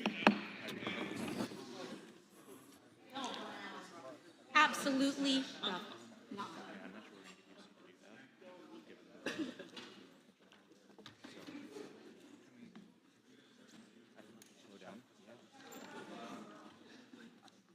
I don't know. It's crazy. It's That- disintegrating. No, we're taking her words down. No way is that being allowed. He has to retract. Absolutely not. Absolutely. So she agrees to it. I don't know how much longer I'm going to be in overtime. Not today. Yeah. Not I today. got to find some place. Ms. Green, do you wish to strike your words? I have 4 minutes and 21 seconds to speak. I think we have to do the motion first, and then unless there's another motion, then you'll be recognized again. But I believe there's another motion coming. So will you agree to strike your words? Yeah. I'll Okay. Ms. Green agrees to strike her words. I believe she Chair apologized. recognizes No. Mr. Perry. Okay, hold on. Then after Mr. Perry's going to be recognized, then Ms. Green I'm not has 4 minutes and apologizing. 21 Well, seconds. then you're not striking your words. I am Mr. not Perry. apologizing. Now let's go. Come on, guys. Why don't you debate me? Mr. Chairman, the minority. pretty self-evident. You're not. Yeah, you're out not. of order. You don't have enough You're out of order. intelligence. Chair recognizes Mr. Perry. Okay, move to strike I'd like to strike those words as well. I would like the lady's words again. That's 2 requests to strike. That's 2 requests to strike. Oh, they cannot take the words. There's another motion to strike her words again. Please All right, get okay, your members under here's control. the correct apology. Ms. Green, do you agree to unanimous consent to strike your words? I repeat again for the second time. Yes, I'll strike right. my words, but I'm not apologizing. Without objection. Not apologizing. Reserving the right to object. Chairman, I reserve the right to object. Mr. I Perry. reserve the right to object. Mr. Chairman, I move that Mr. Goldman's words and Ms. Ocasio-Cortez's words be stricken. Okay. Which words? And you have to do it contemporaneously. Object. The objection must be contemporaneous, and they haven't spoken in 10 minutes. Nobody's spoken and said in 10 minutes. Well, that's right. Therefore, defeating your proposal. You all have. Now the chair recognizes Ms. Green for 4 minutes and 21 seconds. Mr. Chair, point of order. Who's It's me. Ms. Crockett? I'm just curious, just to better understand your ruling. If someone on this committee then starts talking about somebody's bleach blonde, bad built butch body, that would not be engaging in personalities, correct? A what now? Chairman, I make a motion to strike those words. I don't think that's Hold a on. part I'm of it. trying to find clarification on what qualifies. Chairman, motion to I strike had no those idea words. what you just said. We're not gonna do this. Look, you guys earlier literally just said You this. just voted to do Y'all did it it. first, so You you wanna just talk about voted it. to do it. Order. I'm trying to get clarification. Look at, calm down. No, because this I is would what like to y'all get do. through proceedings. So I'm trying to get Ms. clarification. Crockett, you're not Y'all wanna recognized. play Ms. games. Crockett. I can't hear you with your And yelling. You don't want me Calm to down. Be, Can you please calm don't down? tell me to calm down. Calm down. Because y'all Please talk calm noise, down. and then you You're can't out of take control. Because if I Look, Chairman, can we come send and her talk outside to shit take a about break her, for 5 y'all minutes? gonna have a problem. Mr. Order. Chairman. All right, Chair. I know why Okay. you're Order. acting Chair like now that. recognizes Not cute. Ms. Green for 4 minutes and 21 seconds. 4 minutes. Let Ms. Green talk, and then you all can. I'll recognize. But I one on moved this to side. strike her words for a second time based on her second set of personal remarks attacking another member. Who? Chairman Comer. Because you all cannot I have an seem amendment at to the desk, apply and this the rules sideshow of the needs to committee. stop. We have to do this every time. Hey, I'm recognized. I'm recognized. I'm going to go ahead and start talking. Look, I know. Look, I don't know if you've noticed it. I have 2 hearing aids. I'm very deaf. I'm not understanding. Everybody's yelling. I'm doing the best I can. Can we not recognize Ms. Greene and let her We cannot because of the rules of the committee, Mr. Chair. That is what I'm trying to communicate in the present moment. We have a okay, what's the motion? The motion is to strike the gentlelady's words for the second set of remarks, not the first, the second. That applied to me. She has no idea. I think, Mr. Chairman, I'm the only one recognized right now. We objected at the time. Will the member state the word she wishes struck? She told me, or she asserted that I was not intelligent. These are the specific words. We can have it read by the clerk. It was made immediately. And it was made immediately. I am not moving now. I don't think it was timely. I am not moving now. It was made immediately, both by the gentlelady and by me. Mr. Chair, it was made immediately. It was made immediately, both by the gentlelady and by me. Return to us. She said, "You don't have the intelligence to talk to me," is what she said. The chair recognizes Ms. Greene for 4 minutes and 21 seconds. Mr. Chair, what is happening with the ruling? I object to the ruling now. We must object. I mean, if you want to take it up. Oh, suck it. What did she say? Matter of fact. Bleach blonde, bad built, butch body. I got it written down. It's going to be on a T-shirt very soon. It's already posted on my social media. The African history. I saw. Got it. Hold on. I saw this tweet today from my man Wesley Snipes. He says, "Suddenly, go to my iPad. I like Metro Boomin to make a beat with bleach, blonde, bad built, butch, and body in the beat." Today's show has been brought to you by the letter B. Today's show's been brought to you by Clorox. Kelly, it was a little crazy there, Kelly. I'm here for. I think she should have taken it a step further, because for me, after all of that, I would have been like, "Ain't bitch," because what you're not going to do is come for me when I didn't send for you. That's what we're not going to do. We're not going to have that kind of decorum in the House of Congress when I didn't even call for it. I was out here minding my business, representing the great state of Texas, and you coming over here talking about eyelashes that you need, not me. You know what I'm saying? Like, it's the alliteration for me. It was the restraint for me, because it was clear that she could have taken it a step further and she didn't. Because if it were me, I probably would have not been in Congress anymore. There would have been, some slow singing and flower bringing. I'm not going to hold you. That was delicious, Michael. Not delicious. That was delicious. That was delicious. I watched it earlier today, and Marjorie Trailer Park Trash Greene, I think she bit off more than she could chew.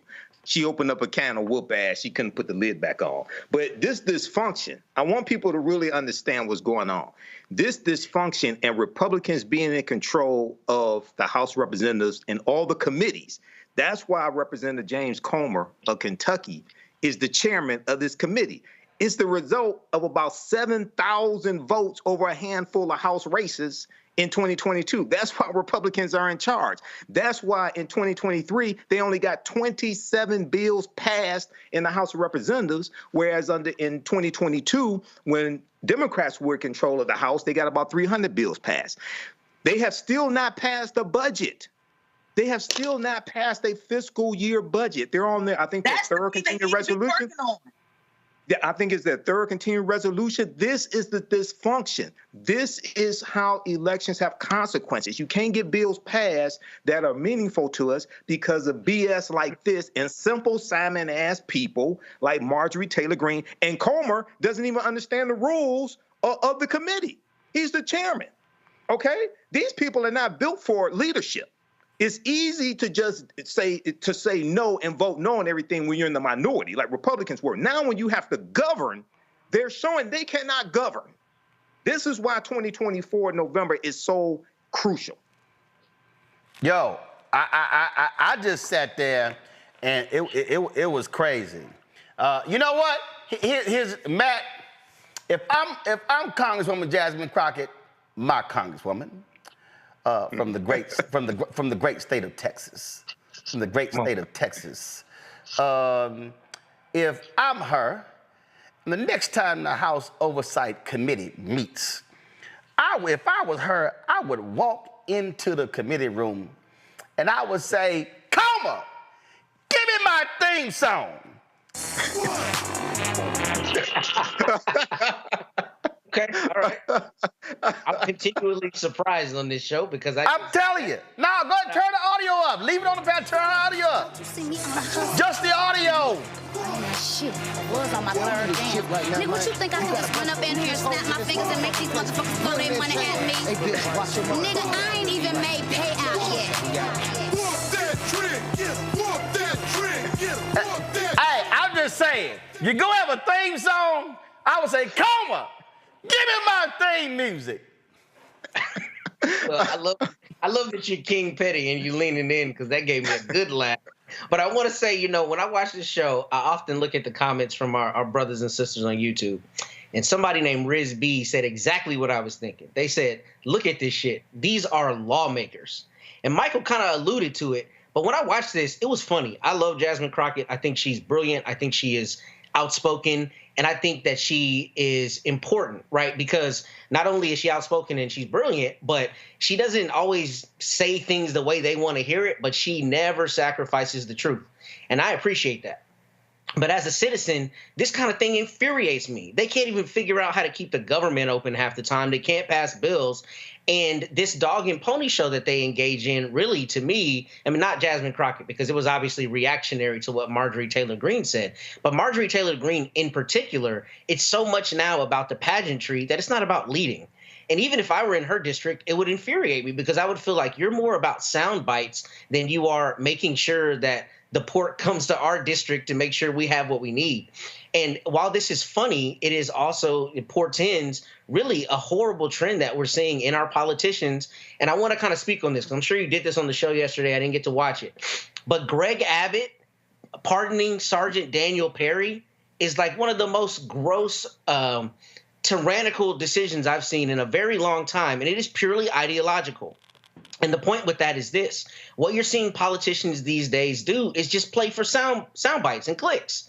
And that's what this is about. I mean, we're talking about in the House chamber. But what's really insidious about this is that you see what very often happens to black people and to black women when a white person particularly says something offensive, throws a rock, hides their hands, and then the goalpost moves, and now they're the ones upholding the rules of decorum, right? And, oh, you can't say that, and we got to do it the right way. I mean, that is horseshit. The idea that you would call somebody out about their physical appearance when it's not in any way germane to what's going on, and then try to act like you get to control how she responds to that is offensive. And that's something that people deal with all the time, of all walks of life. But it's especially ridiculous to see it in people whom we pay to make the decisions that control our lives and who are continuously less able to do that because they're playing political games. So this is a problem because we shouldn't be dealing with this. You should be figuring out how to make our healthcare cheaper, and you should be figuring out how to keep the government open. But instead, you're engaging in this kind of chicanery. There were some other moments during the hearing, and this is courtesy of Congressman Jared Moskowitz. Chair recognizes Mr. Moskowitz. All right, thank you, Mr. Chairman. All right, so welcome to Oversight After Dark. If you love James Comer at 11 o'clock in the morning, you're really going to love him at 8:30 p.m. So, members, the hearing was moved today. We don't have to ask the question. The hearing was moved today so that members could go to New York and attend the Trump hearing. But how's he doing? He's complained that he's chilly in the courtroom. Is it chilly? Is it chilly? Will the gentleman yield? No, I'll assume it's chilly. He's doing very good. Okay, good. So, it was mentioned by the ranking member about really what we're doing here. You don't have to listen to my words. I would like to do a spirited reading of the campaign email sent out by the chairman. And it's on lovely stationery. In fact, it says, from the desk of the Oversight Chairman, I'm not sure you can do that, but I'm not an ethics expert. It says friend. President Biden is exerting executive privilege in a last-ditch attempt to stop the disastrous audio recording of his interview with special counsel from being released, and it's highlighted in yellow. Want to make sure people saw that. Just a few months ago, the White House bragged that Joe Biden had nothing to hide and would not exert executive privilege during special counsel Hur's investigation. They even said he had nothing to hide. That's in italics. Now Biden and his advisors are terrified that I, James Comer, will release the recordings, forcing the media and the Democrats to answer for the dismal decline of Biden's mental state. He even had attorney Merrick Garland write a letter saying that his interview falls within the scope of executive privilege. This could be the final blow with swing voters across the country. Okay. You and I know, hold on, we're not done, it gets better. You and I know he's not up for the job, but the mainstream's media refusal to report on it as only keeping him in the game. Stand with Comer. The Democrats, you sure about that? The Democrats are pulling out all the stops to stop the bleeding. That means coming after me with everything they had. If you're able, we hope you are, I'd be so grateful if you'd consider making a donation to my campaign. I sure need it to defend against the onslaught of attacks. Thank you for everything. James Comer, chairman of the House Oversight Committee. Without objection, I'd like to enter that into the record. Without objection, so ordered. All right, beautiful. Now, see, now that's what's a trip. Here you got Comer sitting there, and he's fundraising off of it. They ain't got no proof of nothing. They ain't.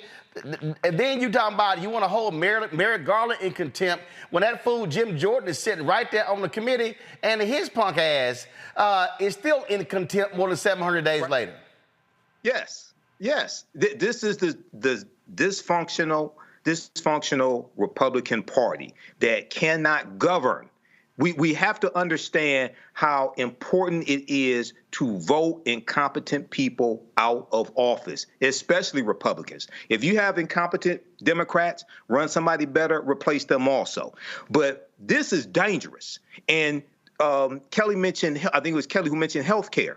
Donald Trump is saying he will repeal the Affordable Health Care Act if he's reelected. Now, 41 million people have signed up for the Affordable Health Care Act. It's more commonly called Obamacare. It's more popular than ever, okay?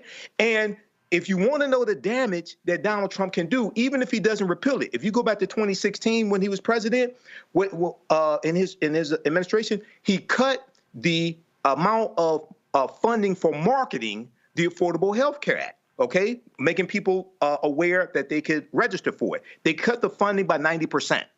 The amount of time that you had to apply for the Affordable Health Care Act, they cut that amount of time in half.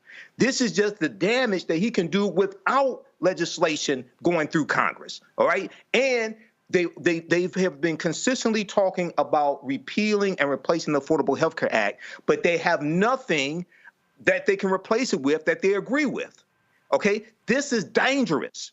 So we have to understand what's at stake in 2024. This is more about, this is not about Biden versus Trump. This is about all these other policies and the trajectory of this country and the future. And one of the most important things, U.S. Supreme Court and the federal bench, lifetime appointments.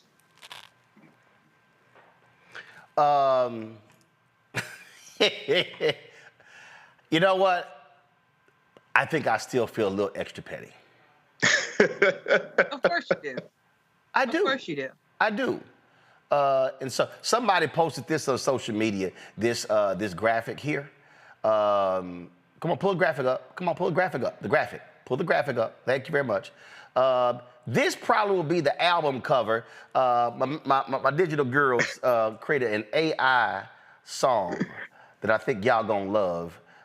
Just go ahead and bring the panel back, bring all four of us back, and go ahead and play us the name of this song. Kelly, what is it? Bad Built, what is it? Bleach Blonde. Bleach Blonde. No, hold on, y'all ain't doing it right. Ladies and gentlemen, here to present the new hit song.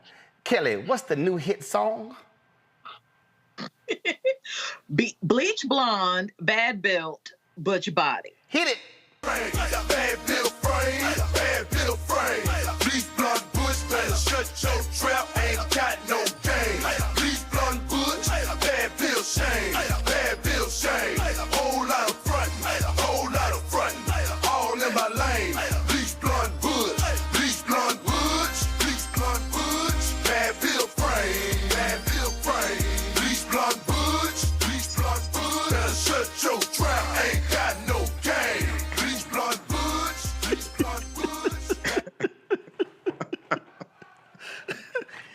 You all right, Kelly? Yeah. And you said that was AI? Yes. Hit it one more time. Run it back. Bad bill frame, bad bill frame. Bleach blonde bush, better shut your trap, ain't got no game. Bleach blonde bush, bad bill shame, bad bill shame. Whole lot of frontin', whole lot of frontin', all in my lane. Bleach blonde bush, bleach blonde bush, bleach blonde bush, bad bill frame, bad bill frame. Bleach blonde bush, better shut your trap, ain't got no game. Bleach blonde bush. Oh, that was from Marjorie Taylor Greene right there, Matt. Is that a cane? Oh, yeah. One of my followers sent me this about 3 years ago. They sent me, go wide. They sent me a Roland Martin unfiltered. So you see right here is Roland Martin, right? No, go to the three, number 3. So they got Roland Martin right here. Then they put unfiltered over here in gold. And then they got A5A right here as well. And so when we were playing that video, I meant to get, I wore my athletic pants. I meant to get a belt because they were smacking that ass. They were just smacking that ass of Marjorie Taylor Greene. And so I went ahead and got the cane because they were just like, beep. They were just, yeah. That's what was going on right there.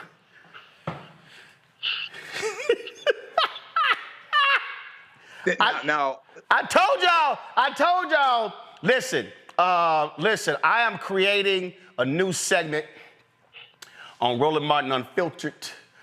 It is going to be called, did Keenan have it ready yet, Kara? Damn, he ain't got it ready yet. Y'all, I'm announcing today, I'm creating a new segment on the show. It's called The Crockett Chronicles. It's called The Crockett Chronicles. So every time Congresswoman Jasmine Crockett, they have one of these hearings, we're going to be sure to play the best of the shadiest, pettiest comments from my Congresswoman Jasmine Crockett in this new segment on Roland Martin Unfiltered on the Black Star Network. It's called The Crockett Chronicles. Just letting y'all know. Matt, you gonna say something? Go ahead. I'm really baffled at the fact that AI can make a song that sounds like somebody programmed drums on Ableton themselves. I mean, that sounds like a Duro track. I'm listening to it. I'm hearing ice cream paint job. I'm really baffled. Yes. AI is able to do that. You're going to tell me that somebody took it and they, people do this on Instagram, social media. Somebody took it up, put drums under it.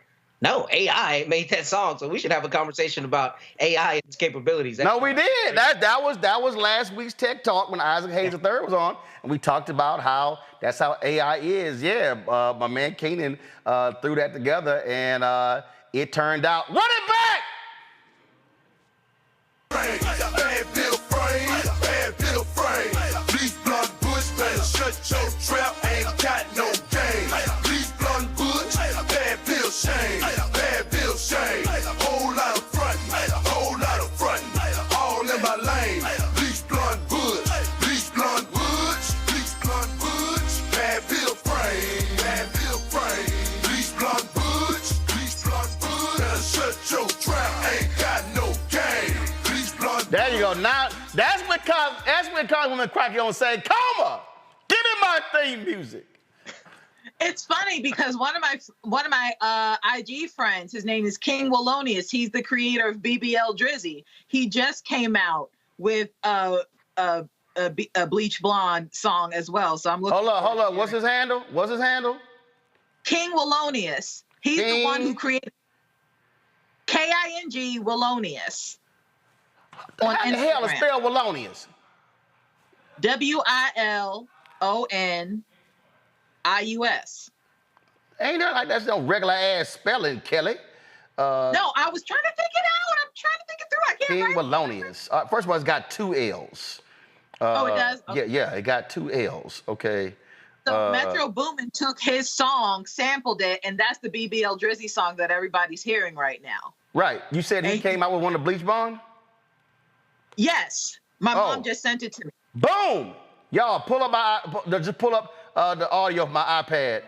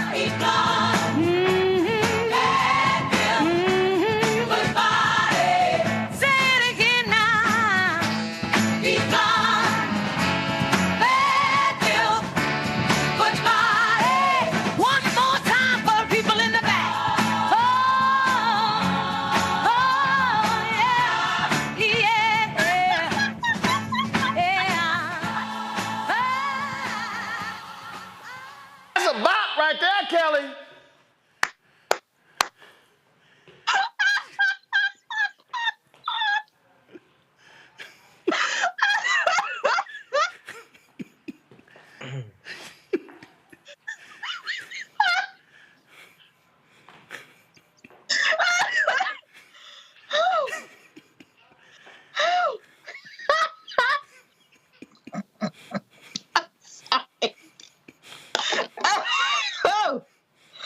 Oh my God.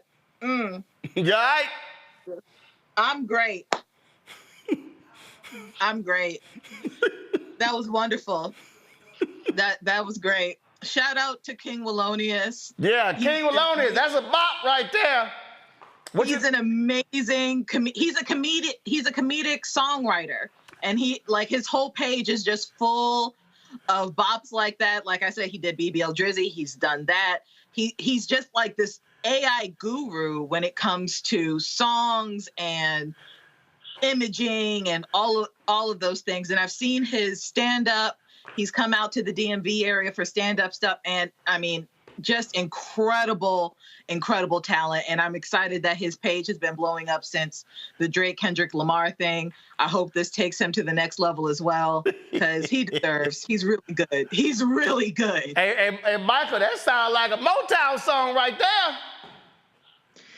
Yeah, it does. I was just looking at the 2022 midterm election results while we were listening to this music, and looking at Marjorie Taylor Greene. She won by her district. I think she got like 61% of the vote, something like that, 65% of the vote.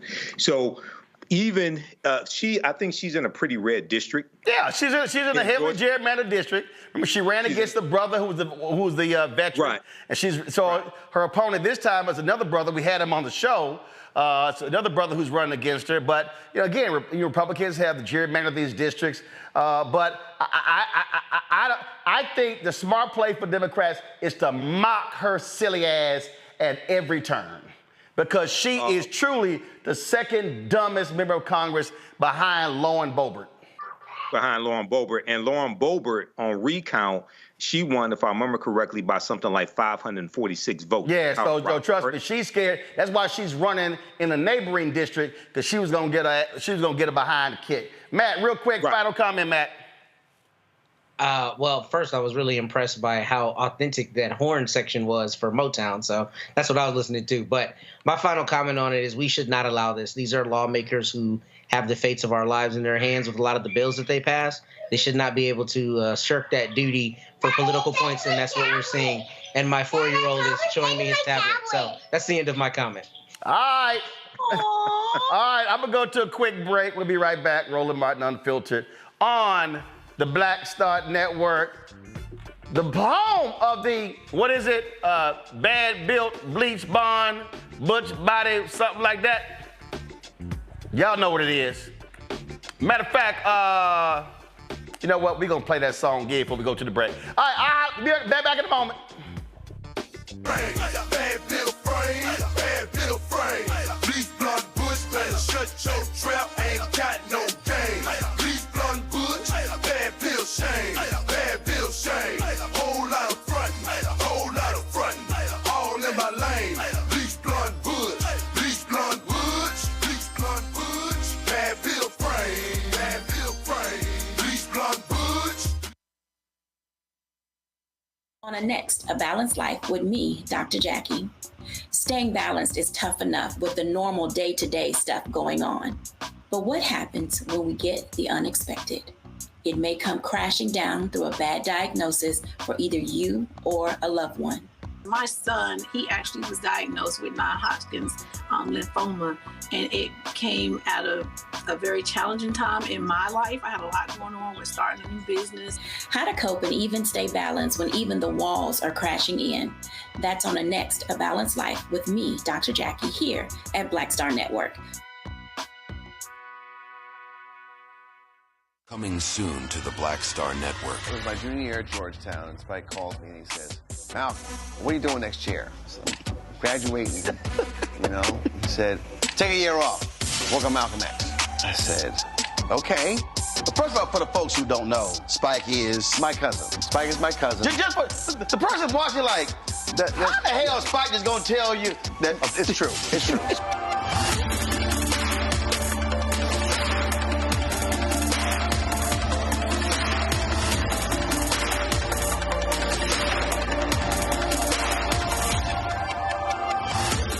Sherry Shepard with Sammy Roman. I'm Dr. Robin B., pharmacist and fitness coach, and you're watching Roland Martin Unfiltered.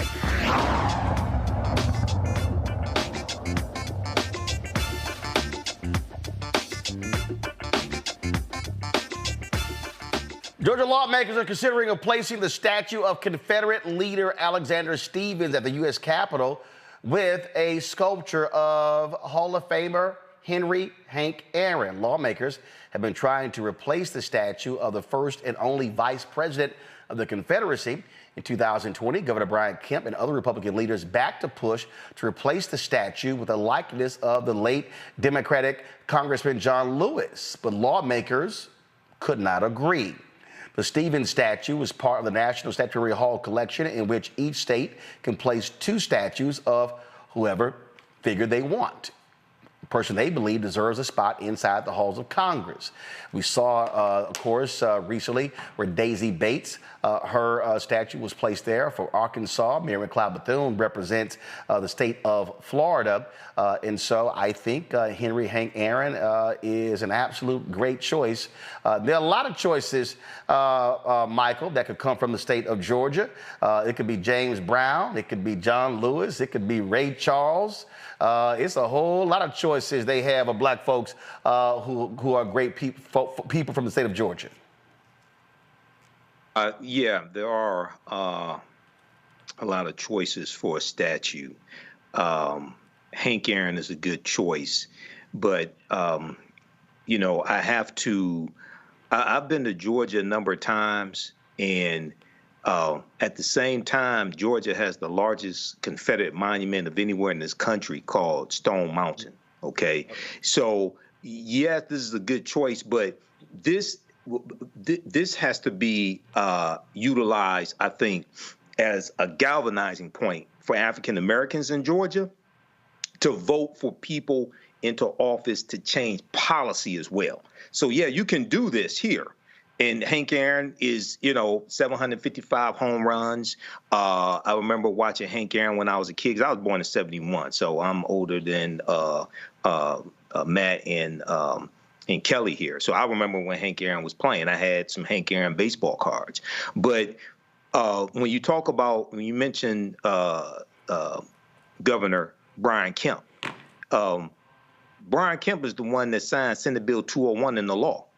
So yes, this should happen. Right. But we can't be distracted. Of course not. Don't be fooled by this. I'm No, not saying it's not. I mean, on the panel. right. I'm not saying us on the panel are, but let's use this as a galvanizing. Yeah, absolutely. Right.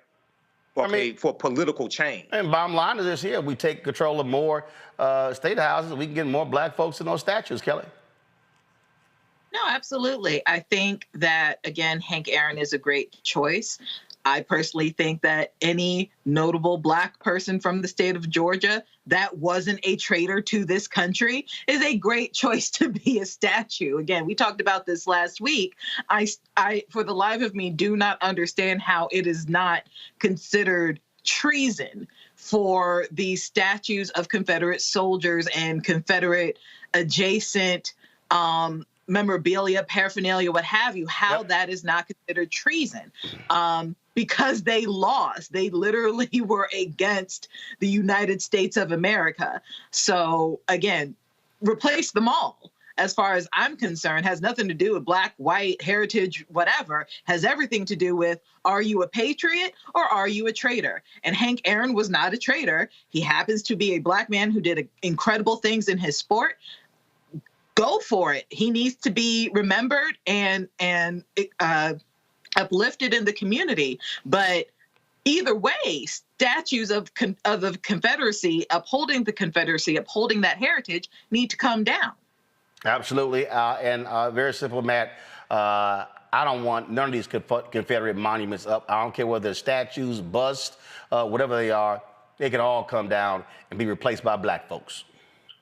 Yeah, exactly. Because hearkening back to Supreme Court Justice Alito, what you choose to display shows your values a lot of times, right? So if we've got Confederates who are being lionized in the halls of the most powerful buildings in terms of our government, then that means that you are giving tacit approval to what they stood for, even if you try to say that you don't. So they should be replaced. They should be replaced with people who matter. And I love Hammer and Hank. He was many years before my time, but I love the idea of commemorating him. However, I think there are some other choices like John Lewis. There's other people from Georgia that could be great choices there. But to Michael's point, I think we really need to make sure we are not too focused on the ornamental and that we're focused on the substantive, which is go do your job and actually vote on bills that change our lives.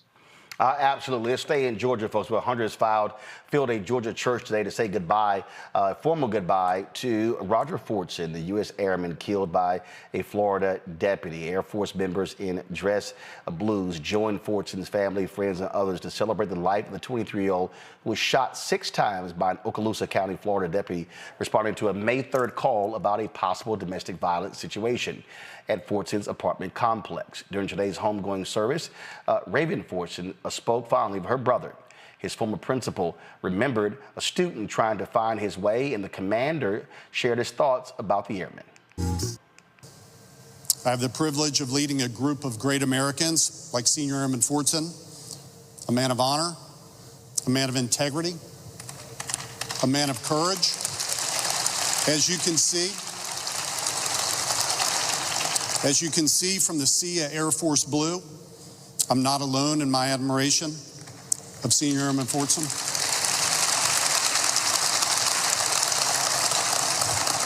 For us, Senior Airman Fortson had 3 amazing traits: the airman, the man, and his legacy.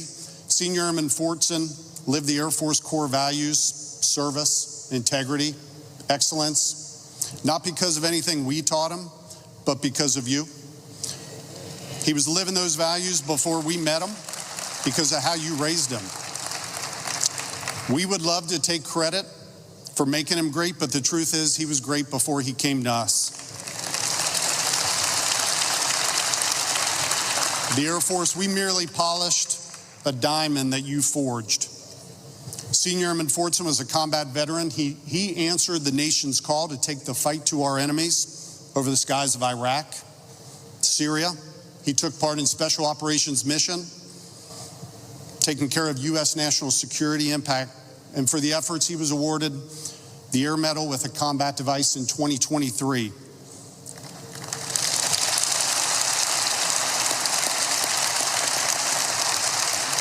He was a member of a rare team, the AC-130 gunship community, and many of his squadron mates from the 73rd Special Operations Squadron and the 4th Special Operations Squadron, they're here with us today, and I'll tell you, we all loved having Senior Airman Fortson on our team. It takes an incredible person to be an air commando, and to make it in one of our squadrons, you've got to be the best. No shortcuts, no excuses, no fail. We only accept high standards, determination, to execute our mission anytime, any place. And I'll tell you, Senior Airman Fortson answered the call of duty. He excelled with honor, professionalism, confidence. Beyond his flying and combat accolades, he was a great person. And if you want to be a great airman, be a great person. Senior Airman Fortson did just that. I just want to speak a few words about Roger. He was one of our gifted students at Dr. Ronald E. McNair High School. He didn't always act gifted.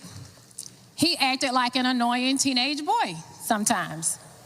But he was definitely a joy, and I don't have to hallucinate things to say about him because the things that I can say about him are genuine.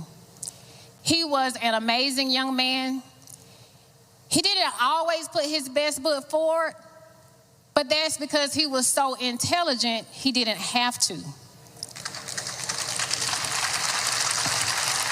But I do believe that he found his niche. Once he took the ASVAB and scored an amazing score on the ASVAB, he was able to figure out exactly what it was he wanted to do. And although I can say as his principal that I was proud of him as a student and the things that he accomplished during that time, and I know he made his mom proud. And when I tell you she loved herself some Roger. But what I can say even more is that she was proud of the man that he became. I thought Roger was the coolest person in the world. I used to just watch him, how he would talk with his accent and that smile. I was so proud of my brother. And he was so humble, but every now and then he would tell you who he was. He would tell you what he did. He'll let you know. And like me, as a big sister, I used to be like, okay, but you still a baby. You know, because he would talk like he was just the grownest man. Like he had just lived so much life. But he did. Like at 23 years old, my brother did more than men 50, 60 years old. And, you know, he had every right to be that proud of who he was. I was proud of who he was. I love to hear him talk like that. You know, I tell anybody about my brother. I used to brag about him all the time, and I still am. I'm never going to shut up talking about Roger, about who he was, the kind of man he was. And I just hope nobody else in this room does either, because he was supposed to have 1 million more accomplishments. He was supposed to call and brag about 1 million more things and do so much more. And, you know, like just as devastating as this is, we got to make him proud now. He got to watch us and see us, and, you know, because he's looking down on us. He's looking down on me. He's looking down on my dad, on Mika, on Harmony, on Andre, on Isaac, Demetrius, everybody. He's watching us. And even in this moment, like, I'm trying not to cry, because I know Roger would crack a joke. He would say something to try and make everybody in here laugh. He didn't like people being down or being sad. And so that's just who he was, and I just wanted to tell y'all that about my brother. I love you, Roger, and I'm gonna miss you. I miss you so much. This is video from Ben Crump's social media account where the U.S. flag that draped the coffin of Airman Fortson was presented to his parents. Again, he was 24 years old, and there was no reason in the world that his family should have been burying this young man at this age. Attorney Ben Crump said that based upon the 911 calls and the previous 911 calls, that clearly they got the wrong apartment. 24-year-old Roger Fortson, again, buried today in his home state of Georgia. That should never, ever happen. But that's also the reality that Fortson is dead because of his black skin. There's no doubt about that. Folks, that is it for us. We appreciate Michael, Kelly, Matt being on today's show. Thank you so very much, folks. I am going to be in California this weekend. Anthony Anderson is having his annual Celebrity Golf Classic, raising money for various foundations. And so I will be here, of course, on Tuesday.